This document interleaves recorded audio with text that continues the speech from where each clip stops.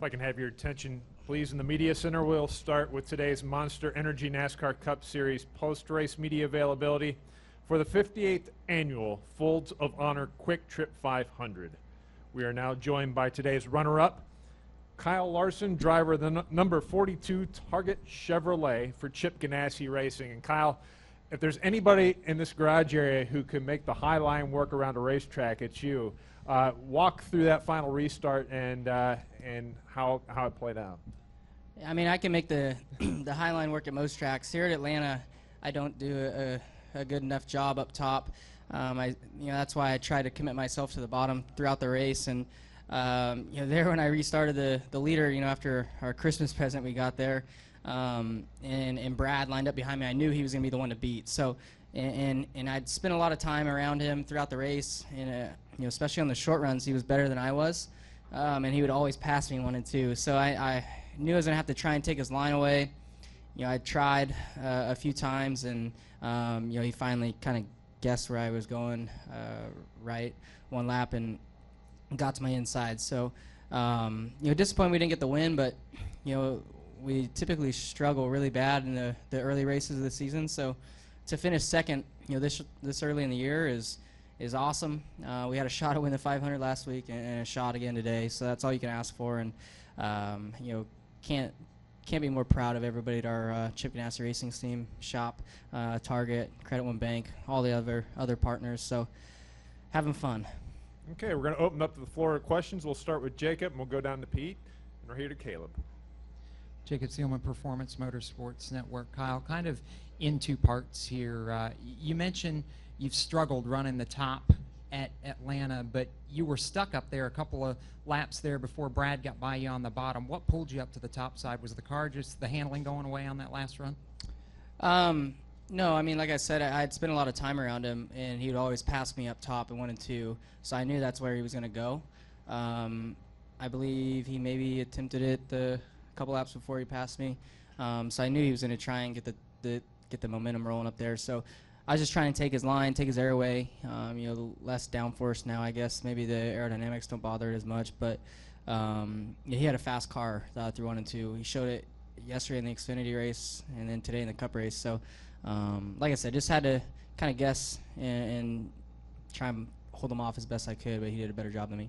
You mentioned, too, the less downforce. What was your opinion of the new package here at Atlanta? It seemed like, maybe we expected things to be a little more crazy, but for a lot of the day, it was rather calm until you started hanging it out there the last 50 or so laps. Well, you could give us a ton of downforce, and Atlanta's going to be tricky. So, lower downforce doesn't really make it drive a whole lot different here. But I think as we get on to Vegas, Phoenix, and Fontana, we're going to get a good idea of how it races and how it handles in traffic and all that. Kyle, Pete McCole with AutoRacing1.com. We had a number of drivers today who got nailed for speeding on pit road. Was that an issue for you guys with the time and scoring lines? The scoring lines on pit road, was that something that was addressed in the driver meeting, or just you weren't one of the people victimized, but how did that? Yeah, I stayed pretty cautious on my pit road lights, because everybody was getting popped for speeding. I was very, very shocked that Kevin had gotten caught that last pit stop. I felt like me and Chase were closing on him down pit road, so I'd be interested to see kind of which segment he sped in, whether it was that first or last segment. It had to be the first one, but yeah, it was interesting. That my crew did a great job of reminding me every time I came down pit road to watch my speed, because they'd been catching everybody. So I would give a couple lights back. Go right in front of you to Caleb, and then to Nate. Caleb Whistler, Speedway Digest. Did you notice any major differences between the 2016 downforce package and this year's downforce package? No, not yet. Like I said, Atlanta's a hard racetrack, whether you have a lot of downforce or not a lot. So we'll get a better idea the next couple races. Nate? Nate Ryan, NBC Sports. Kyle, following up on the speeding penalties, do you think that's a case where so many guys got hit today is a case of guys being rusty, or is the case of maybe teams not having things calibrated correctly yet? Have any thoughts on that? Yeah, it could be both of those. I don't know. I always try to be as you know, Chip always tells me to do the obvious things right, and number one on that list is don't speed on pit road. So I try and run to the cautious side of things, where you know you got a lot of guys that push the limits and get caught every now and then. But I don't know. It could be rust. It could be this is the first time we've been here with the new all the extra timing lines. So maybe everybody's calibrations were off just a little bit. You never know though. I guess they'll all find out soon when they see the speeds. Any additional questions for Kyle Larson? Kyle, congratulations on the second place finish. Good luck next week.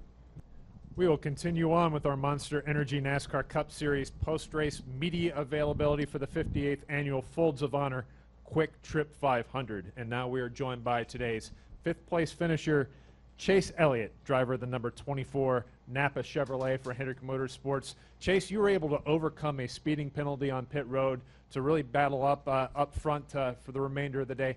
Walk through what it took for you and your team to really overcome that obstacle.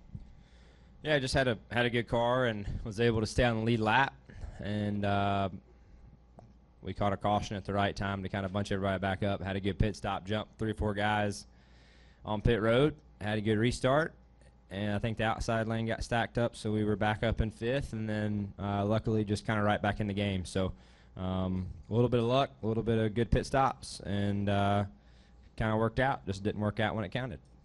Okay, we're going to open up the floor for questions. We'll start it with over here with Mike, and we'll go to Rick and then to Bob.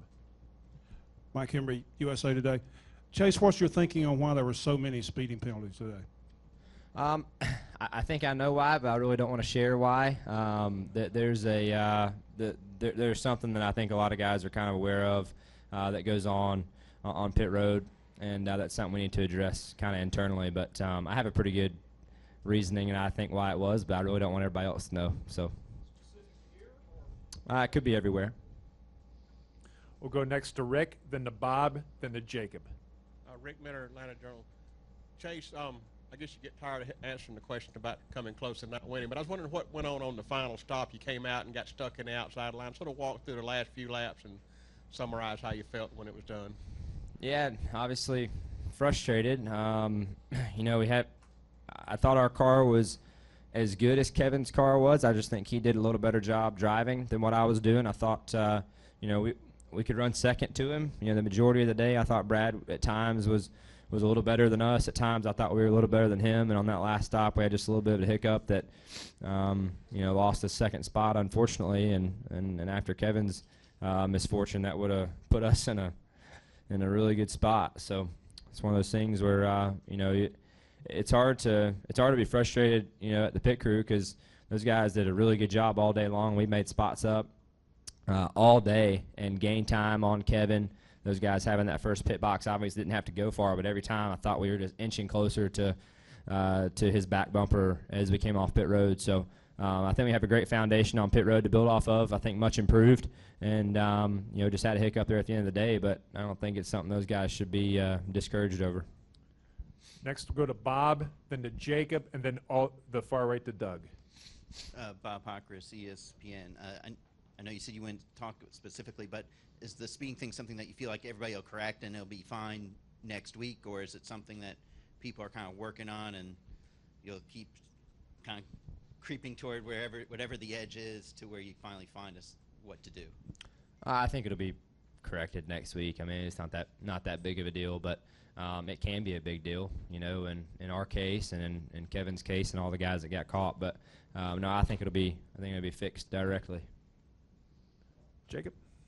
Jacob Seelman, Performance Motorsports Network. Kind of in 2 parts, Chase. First, in regards to your runs here, you came really close, had strong runs in the Xfinity car, had a strong run last year, had a strong run again today at Atlanta. It kind of gives me the feel a little bit of when Kyle Busch at Las Vegas would come so close so many times at Vegas before he finally won there a few years back. What is it about this place that, besides, of course, the home track thing, what is it that suits you here? And then talk a little bit about what it means just to be able to perform this consistently each time in front of your home fans. I think A couple of things. I think one, having good race cars. If you don't have a good race car, I don't care how good you are, you're going to struggle. So I've been fortunate to have some good cars here over the past 3 years.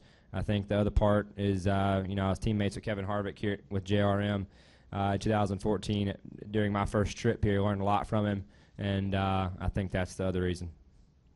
We'll go to your far right to Doug. Hey, Chase, Doug Turnbull, WSB Radio and PRN.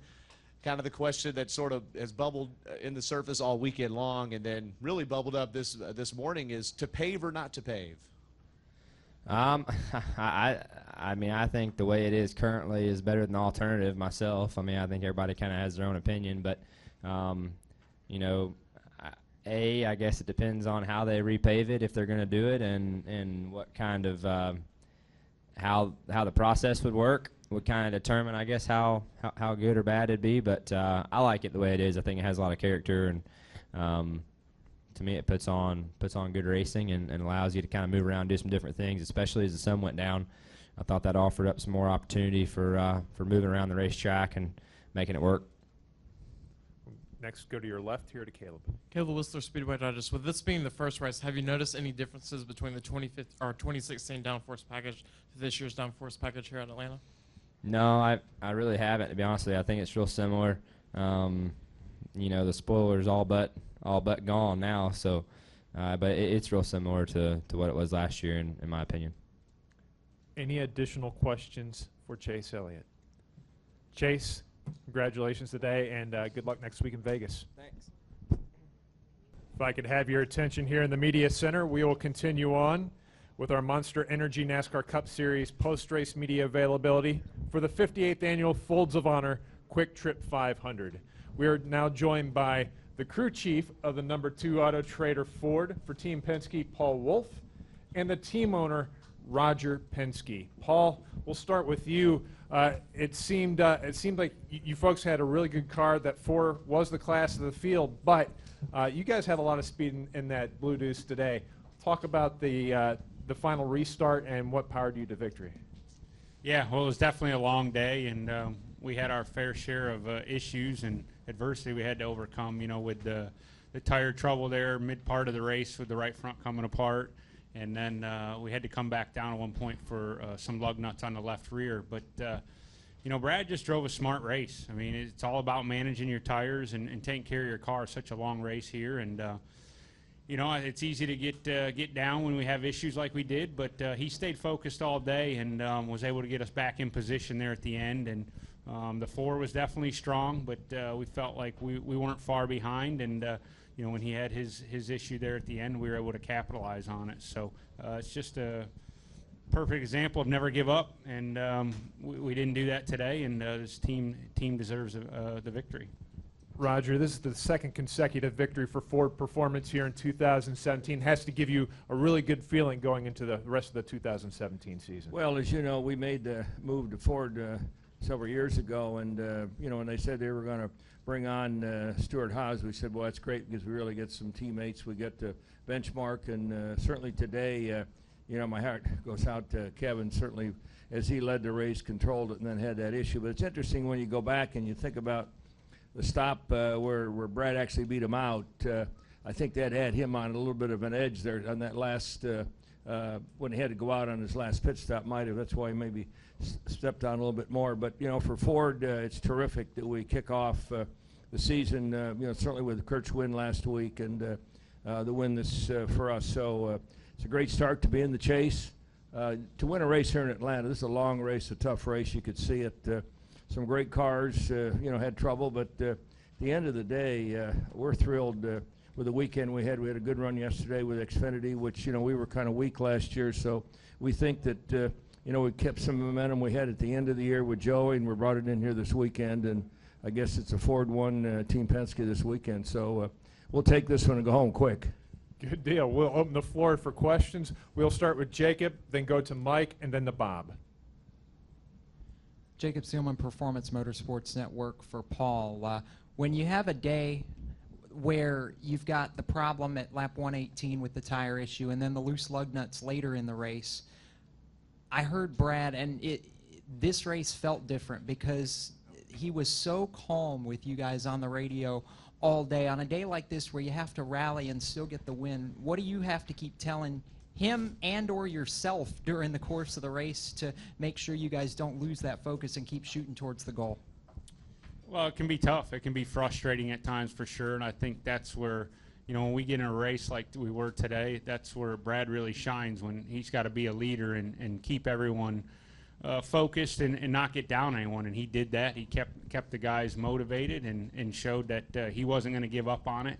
And you know, the guys didn't either towards the end, as we had plenty more pit stops after that, and the guys did a great job. Just a solid team effort, and you know, it's all about staying focused. Go next to Mike, and then to Bob, and then to Stanley. Mike Nutt from frontstretch.com. This is also for Paul. In theory, you only need 3 lug nuts tight to keep the tire on, but we've seen in the past that just one loose lug nut can be a problem. At what point, or what was your reasoning behind bringing him in if only one lug nut was loose? Did you decide you had to have all 5, or was there more than one that was actually loose?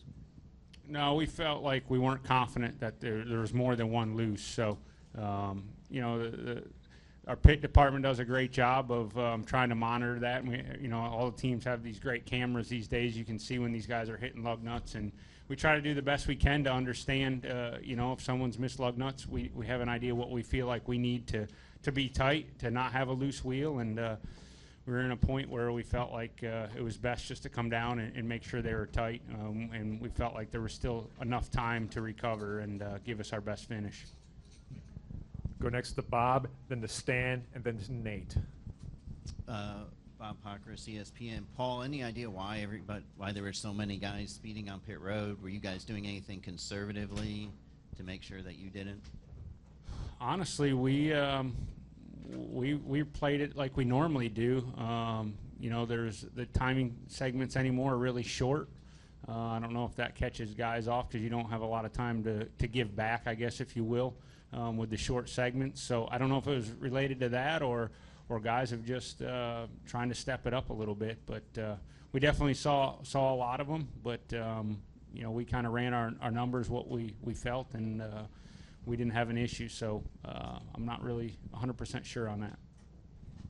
Stan Kriegman with Outside the Box. Roger, you've experienced so many victories, I'm sure it's hard to remember every single victory that you've experienced. But when you get a victory where a team has struggled all day and they never give up, does that stand out special for you? Well, I think that's the DNA of our team. You know, we've had a lot of diversities, you know, over the years, and we had some wins. But I think if some of you are listening to the radio, Brad said after we came in the pitch, he said, "Hey, we're all one team. We're going to go here." And he said that on the radio to the guys, and I think that was key. And I think if you watched him during the race, he was managing his tires. He knew that he could hurt the right front, and I think at the end there when he had to go, he still had something left. Now, could we have caught the 4? Probably not, but no, that's a special win for us. And that's what we have to be, because you end up, you lose more than you win in this sport, so I think that makes you tougher and stronger. Go next to Nate. Nate Ryan, NBC Sports. Roger, Ford obviously starts 2017 now 2 for 2 and so strong with the addition now of Stewart-Haas Racing. You mentioned benchmarking.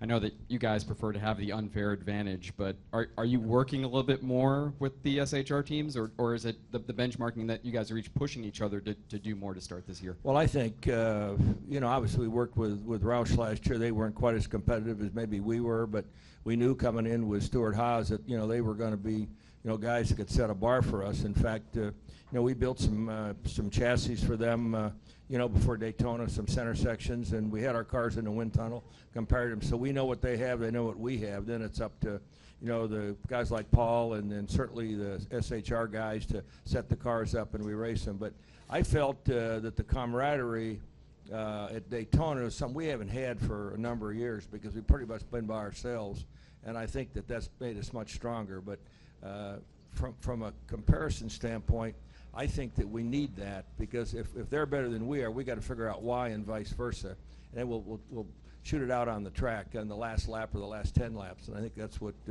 happened today. But it was good from a Ford perspective when you see 2 or 3 or 4 cars in the top 5 or 6.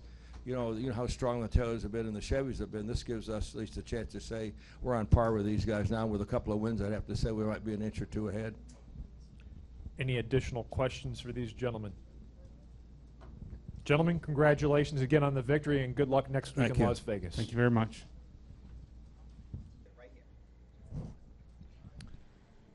If I can have your attention here in the media center, we are now joined by today's race-winning driver of the 58th annual Folds of Honor Quick Trip 500, and that is none other than Brad Keselowski, driver of the #2 Autotrader Ford for Team Penske. Today was Brad's 22nd victory in 271 Monster Energy NASCAR Cup Series races, and his first win here at Atlanta Motor Speedway. Brad, you had to overcome a lot of adversity out there today to take home that checkered flag. What was it like to really get your entire team through that process and to overcome that adversity and get your first win of the season? Well, you know, wins are always special, but early in the season, they're really good. You just can't take any wins for granted. I know I don't. I always feel like before a race, and you obviously always want to win, and you always wonder yourself, you know, when your last win's going to be.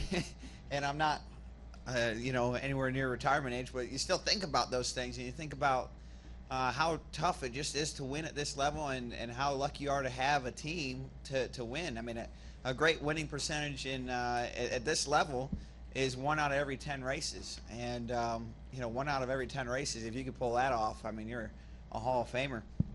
And I think that's just a testament to how tough it is.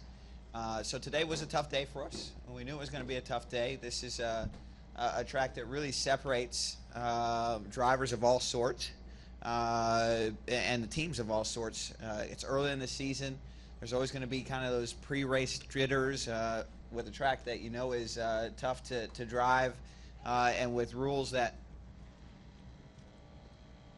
are just coming into play with, you know, stages and pit roads. And I think this track, they added a whole bunch of timing lines, and you're just getting back to being comfortable, right? You had the whole off season, so almost like any other sport where you hear about football teams, baseball teams that have those early season penalties and things of those nature. We have those too, and I think you saw some of those today. We had some issues as well, but that's part of the sport, and that's part of everything that's so challenging about it to win and making it special when you do, is to overcome those things. Okay, we're going to open the floor up for questions. We'll get a wireless mic to you. Just raise your hand. We'll start here with Jacob and work our way around the room. Jacob Seelman, Performance Motorsports Network. Brad, actually learned something that I never realized during the Fox broadcast when they mentioned that you would have enlisted had you not ended up driving race cars. And I'm curious if you wouldn't mind talking just a little bit about kind of that perspective and how sweet it has to be for you to have hoisted the American flag winning the Folds of Honor Quick Trip 500. I know your work with the military all very special to you. Well, you know, I don't really like to compare what I do to those that are in the military, because they've made and continue to make incredible sacrifices and put their life out on the line. But I have a tremendous respect for those that do. You know, that our country is based on those that are willing to make the ultimate sacrifice. And so I will always have respect for them. I've got a lot of family that either has served or is serving, and wishing them the best along with everyone else. And you know, you never know in this life and in this career where it's going to take you. And I always wanted to be a racer, but you never knew, at least I never knew if that was going to play out. But I knew I probably wasn't going to be anything normal. And you know, that was 8 to 5 isn't really for me. So those type of things have always intrigued me, and that would have certainly been a route. But I'm glad to be a race car driver and glad to have the opportunities I have to drive for a team that's world class, where we can win races year over year and contend like we have here today, and to be able to have these amazing opportunities in my life. I'm having a hard time seeing back there, but there's a question from the Thanks, Performance Jacob. Racing Network. Jim Noble from PRN and Sirius XM. We only had, I think, one caution for an on-track incident. People thought that if you guys would be right on the edge with this package and the track. Do you ascribe that to conservative driving because the tire situation was so tough, you had to preserve tires? Was it maybe a natural reaction to all the wrecking last weekend at Daytona? You know, there's just going to be ebbs and flows, and I think sometimes we read too much into that stuff. You know, it seems to me like on the plate tracks, like 1 out of every 4 plate races, we get an incident, and or a wreck fest, so to speak, at Daytona, Talladega, and it happened in the 500. It was a wreck fest. Let's call it what it is. And I think a lot of people left that saying, oh, it's because of the stages, or oh, it's because of smaller restrictor plate, or who knows what. But sometimes that's just part of the ebbs and flows, and I think sometimes we just try to find correlations where there aren't always correlations. I don't really see a correlation today to the stages as far as the lack of yellows. This was a race last year; it didn't hardly have any. At least didn't have any legit yellows. And I think we saw something somewhat similar to that today. But I can tell you that I didn't feel like I was saving my tires. I was driving as hard as I could to make things happen, and a couple times I felt like I overdrove my car. And the guys I was around, I didn't see that out of either. Go next to Bob, and then to Kyle, and then to Nate. Bob Pockris, ESPN. What'd you think? You're figuring that out, aren't you? What'd you think when you heard Harvick had sped on pit road, and where does this one rank as far as maybe, I don't want to say luck wins, but one where maybe you weren't the dominant car and things fell just incredibly your way the last 15 laps? You have to put yourself in position. I wouldn't say a lot of things fell our way. I don't know if I would call it that way, Bob, but I would say that, we've had races where we've led a bunch of laps and things fall apart at the end. That's just part of how this sport works. And, you take advantage of the opportunities when they come, and we certainly caught an opportunity, but I don't know if I would call it a break. I didn't really think much about Kevin or his scenario because at that time I still had multiple cars I had to pass. And I was just worried about doing the best I could to make the most of our day. So I didn't really think about that stuff or Kevin's misfortune. I thought about what can I do to get up there and have a shot at the best finish possible, and the doors opened up with making passes on the restart and getting by Kyle to do so. So, I hate when I lose that way, and it's not fun. And when you win that way, you just take it and you move on. It goes both ways. Go next to Kyle, then to Nate. Kyle Magda, the RacingExperts.com. Brad, how relieved are you to finally get a win here? You've been so close on so many occasions on the Xfinity truck and also on the Cup side as well. Yeah, we have been really close here. I think we blew up once while leading here, and that one stung. Woo, 2013, it cost us making the playoffs, and we were leading the race, and we were going to win it, and I'll never forget that day leaving here for the rest of my life. And that was a perfect example of one of those races that Bob was just asking about, where we were going to dominate the race and win, and something happened. So, when you win a race like this, you know that there's been 3 or 4 of them where you probably lost like this, and they really suck. But this one is going to feel good, and we're going to enjoy it.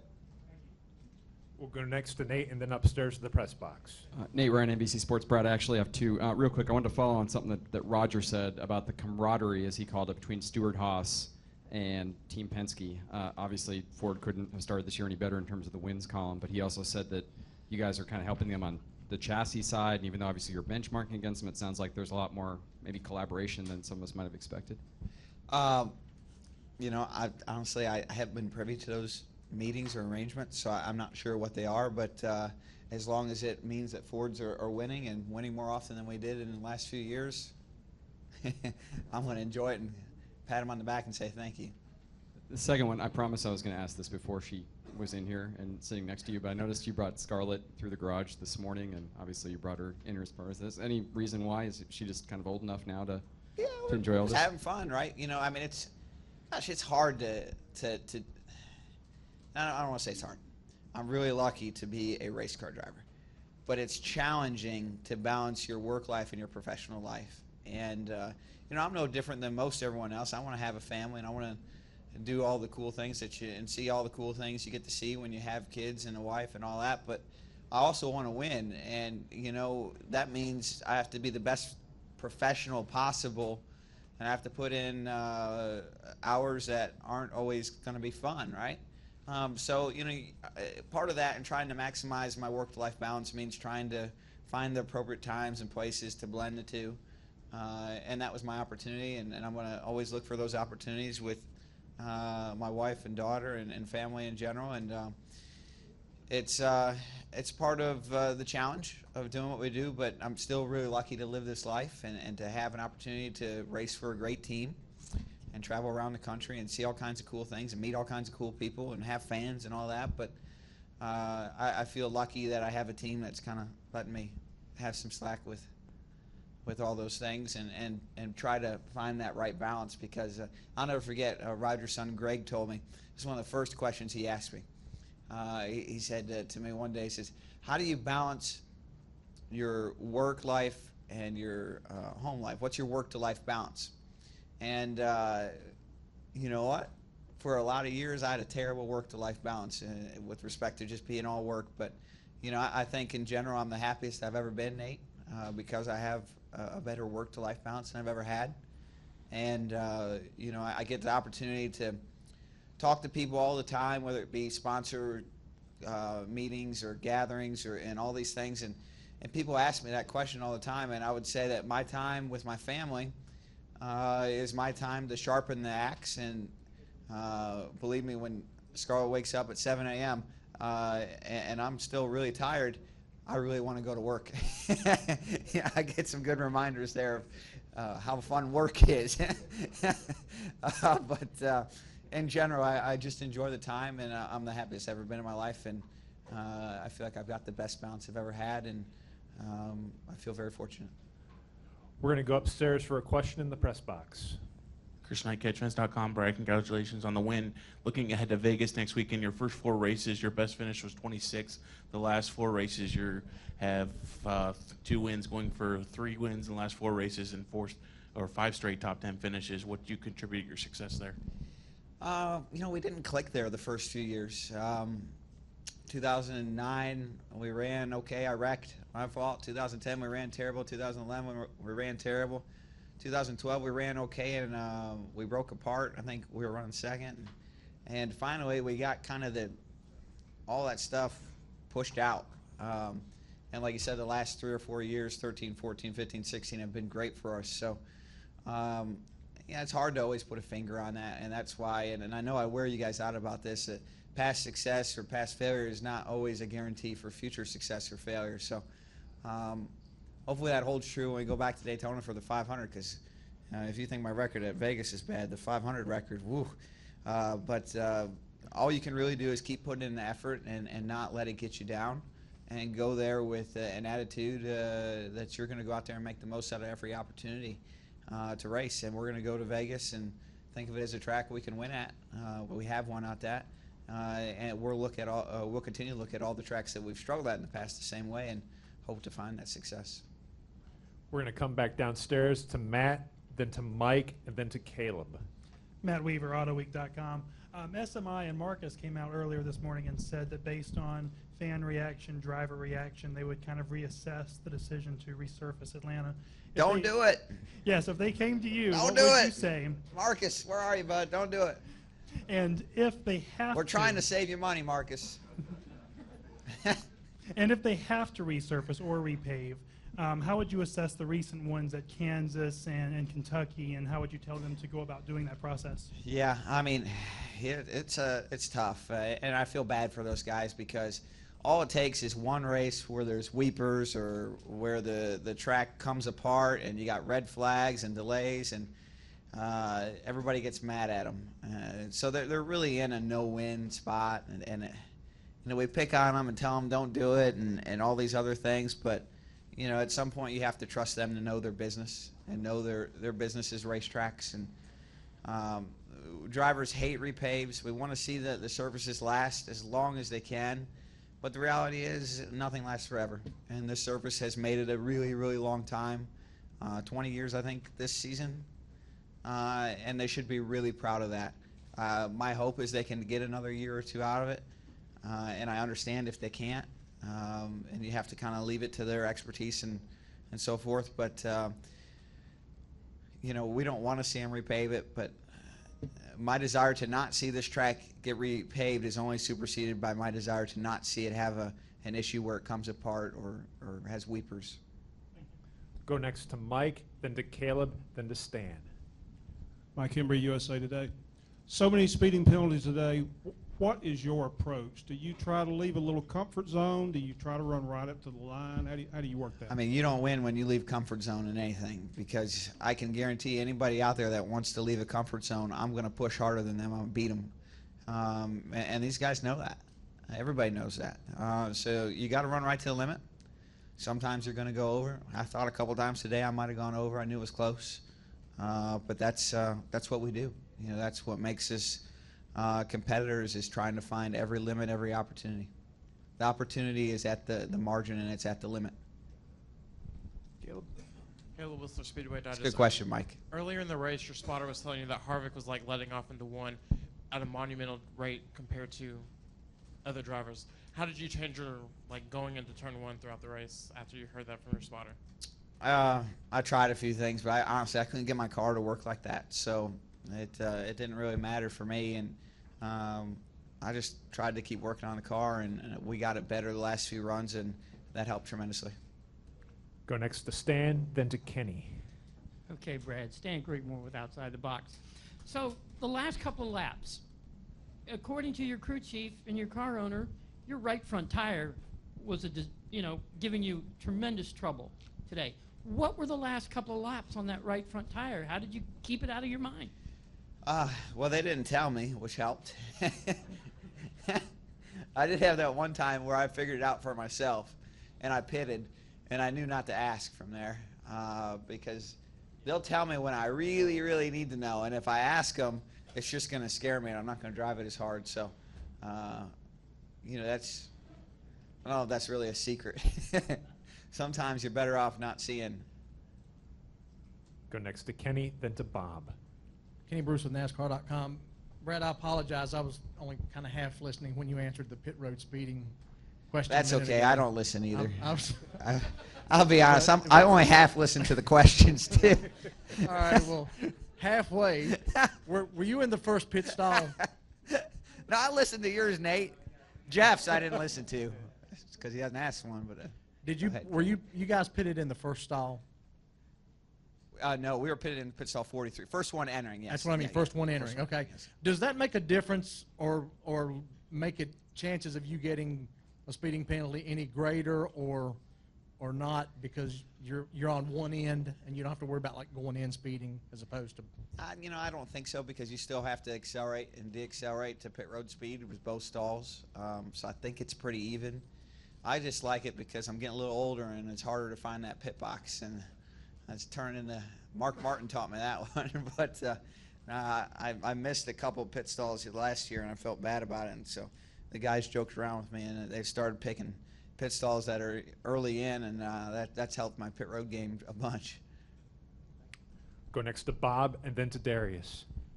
Bob Parker's ESPN. I have two more. The first is, did you have any thought of arguing with Paul about whether to come in when you had loose lug nuts? There's really not a huge penalty.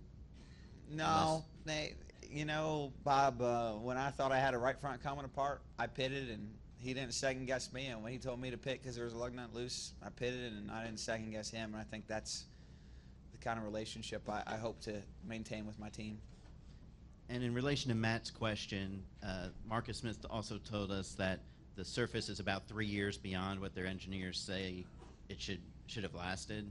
So I'm curious, who's more fortunate, the fact that the track didn't break up, or you with the swing today? The 90s were a great time, Bob. And I don't know what asphalt existed in the 90s, because it sure don't exist today. Because all the tracks that were paved in the 90s have put on our best racing, our most multi-groove usages. And here's what I can tell you.